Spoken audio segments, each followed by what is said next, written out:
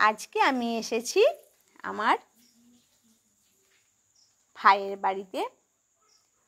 আজকে আমার ভাইয়ের বউ আমাকে দেশি হাঁসের ডিমের ঝোল বানিয়ে খাইয়েছে।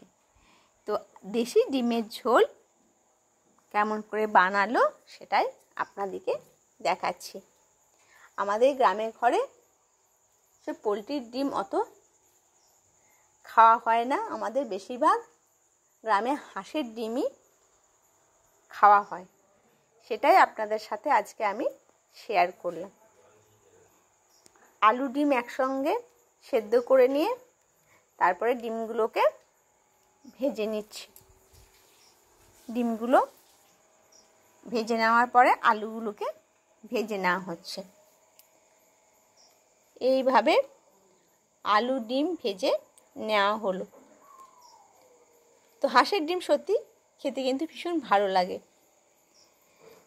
যে হাঁসের ডিম খেয়েছে সে কিন্তু আর পোলট্রির ডিম খেতে তার ইচ্ছে করবে না।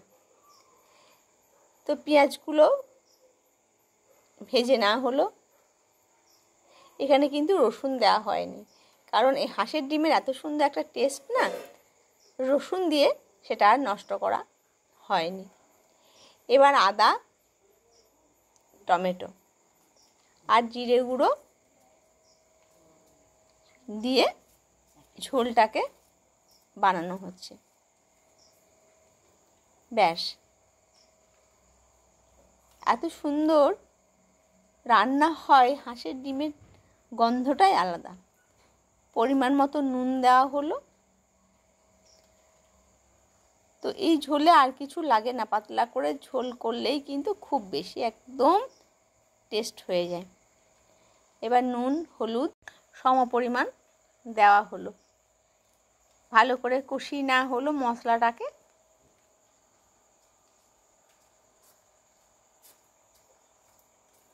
এরপরে জল দিয়ে দেওয়া হলো। সামান্য জল দিয়ে, মশলাটা শুকনো শুকনো হয়েছিল তার জন্য একটু জল দেওয়া হলো। তো মশলা আমার ভাজা হয়ে গেছে। এবার একে একে আলুগুলো দিয়ে মশলাটা আরেকটু আলুগুলোর মধ্যে ঢুকিয়ে নেওয়া হবে। সেই জন্য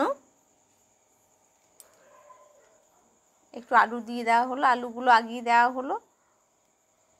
আলুটা দিয়ে মশলাটা ভালো করে কষিয়ে নেওয়া হবে। ব্যাস, ঝোলের মশলা মোটামুটি কষানো হয়ে গেছে।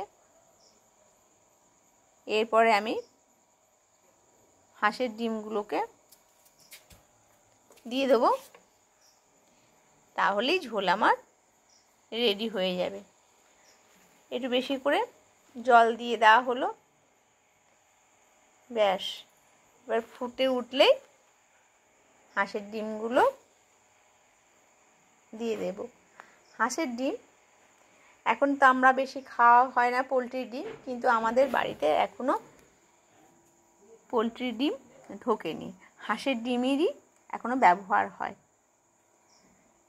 তো ডিমগুলো দিয়ে দেওয়া হলো। এবার ঝোলটা ফুটে উঠলেই আমার ঝোল রেডি। ব্যাস,